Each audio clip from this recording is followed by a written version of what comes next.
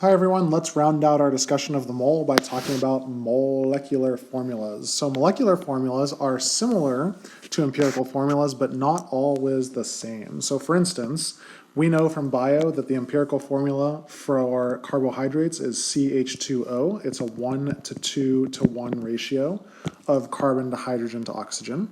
But we know that there are many different carbohydrates that share that same empirical formula. They all have their own molecular formula, aka the unsimplified version, right? So we know about C6H12O6, for instance, is glucose, right? But we can see that there's another carbohydrate right here that's similar, C5H10O5.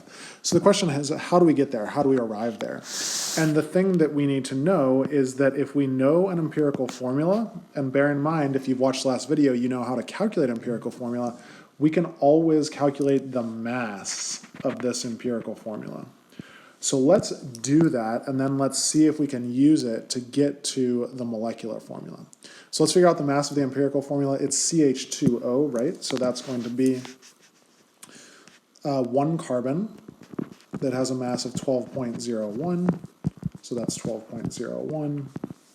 We have two hydrogens. Each one weighs 1.01, so that's 2.02. And we have one oxygen weighing in at 16.00, so that gives us 16.00. So if we add all of that together, we should end up with a grand total of 30.03 grams per mole for this compound, right, for this empirical formula. Now, the other thing that we're given in this question is the mass of the molecular formula, right? And the mass of the molecular formula is likely found through experimentation. In this case, it's 153 grams per mole. So what we're really trying to say is how many times can we fit this 30.03 into this 153? Said another way, we're going to divide, right? 153 grams per mole over our 30.03 grams per mole gives us almost a whole number. We'll have to round slightly, but it's just about 5, right? So that tells us that our molecular formula is 5 times as heavy as our empirical formula. Said another way, we have 5 times the number of atoms in every single one of these. So we don't have 1 carbon, we have 5 carbons. We don't have 2 hydrogens, we have 10 hydrogens. And we don't have 1 oxygen, we have 5 oxygens. So our final molecular formula is actually C5H10O5 because we know, we were given in the problem, that the mass of our molecular formula is much larger than the empirical formula mass that we can calculate. And how much larger? Well, it's 5 times larger. So we're going to try that a couple more times, but we're going to make it a little bit more difficult because in number 2 and 3, I'm not going to give you the empirical formula. You need to calculate the empirical formula. So now would be a good time to pause the video, see if you can generate the empirical formula for both number 2 and number 3 based on what we learned last time in the empirical formula video. So if you've paused and you've rejoined us, let's identify the empirical formulas for these compounds.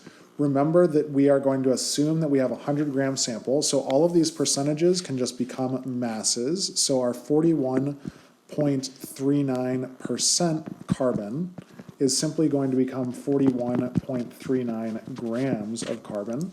Similarly, our 3.47% hydrogen is simply going to become 3.47 grams of hydrogen.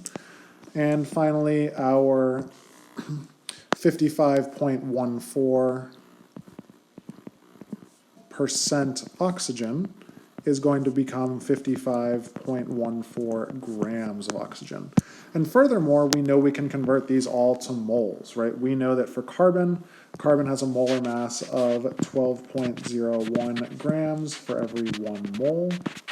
If you do that math out to 4 sig figs, you will get 3.446.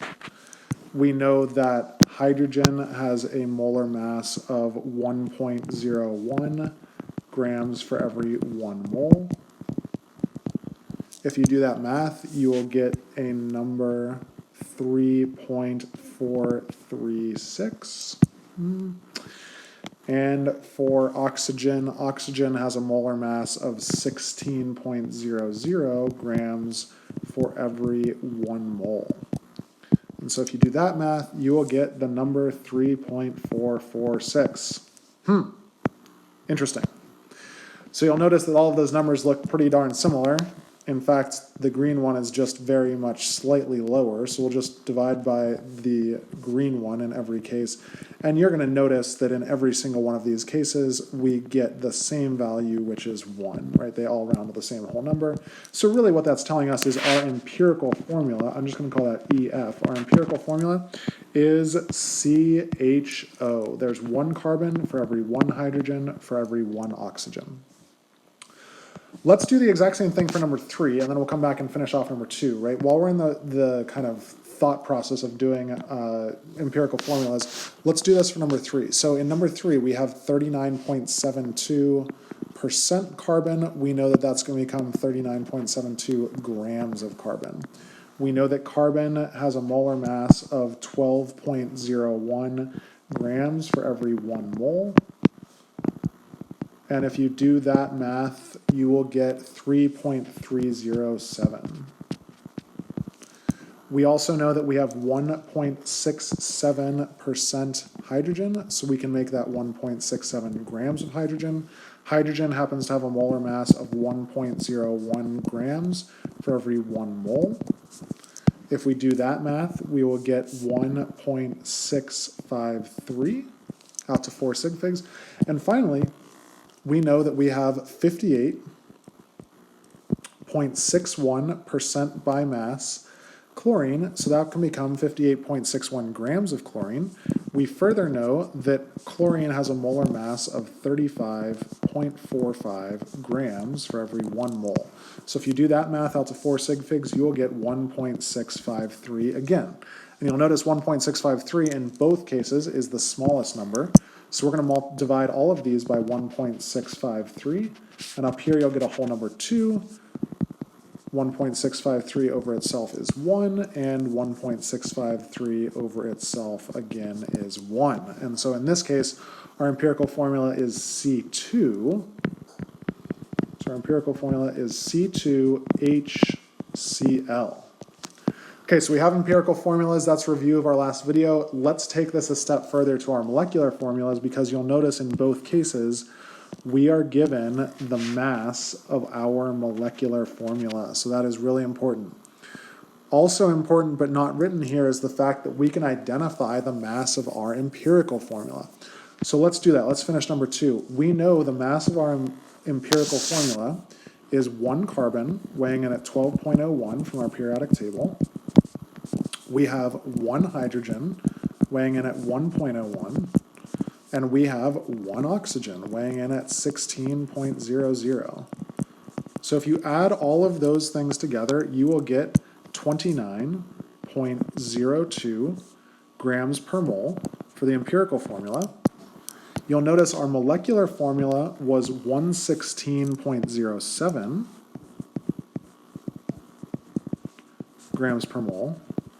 If we put that over the empirical that we just calculated, which was 29.02 grams per mole, we're going to get a whole number. And the whole number that we get is 4. So that means that there's 4 times as much stuff in our empirical formula in our molecular formula. So that, therefore, our molecular formula is not C1, it's C4. It's not H1, it's H4. It's not O1, it's O4. And so that is our final molecular formula. We can do the same thing in number 3. You'll notice that we are given an empirical, or we've calculated our empirical formula, but from that we can do some molar mass, right? So we know that we have 2 carbons. Each one weighs in at 12.01, so that's 24.02. We have 1 hydrogen. It weighs in at 1.01. We also have 1 Cl. Cl weighs in at 35.45. So if you add up all of those blue numbers, you will get a molar mass of 60.48 grams per mole. And we know something, right? We know the molecular formula has a mass of 179. So if we take that 179 grams per mole and put it over the 60.48 grams per mole that we just calculated, and that came, I should have made that blue, right? That came from down here, so this slid in right there. Then we'll get a whole number, and that whole number in this case is 3. And so our multiplier is 3. Our molecular formula is basically 3 times as heavy, or has 3 times as much stuff as our empirical formula. So therefore, our molecular formula is not C2, it's C6. It's not H, it's H3. It's not Cl1, it's Cl3. So our molecular formula, in essence, is 3 times as heavy as our empirical.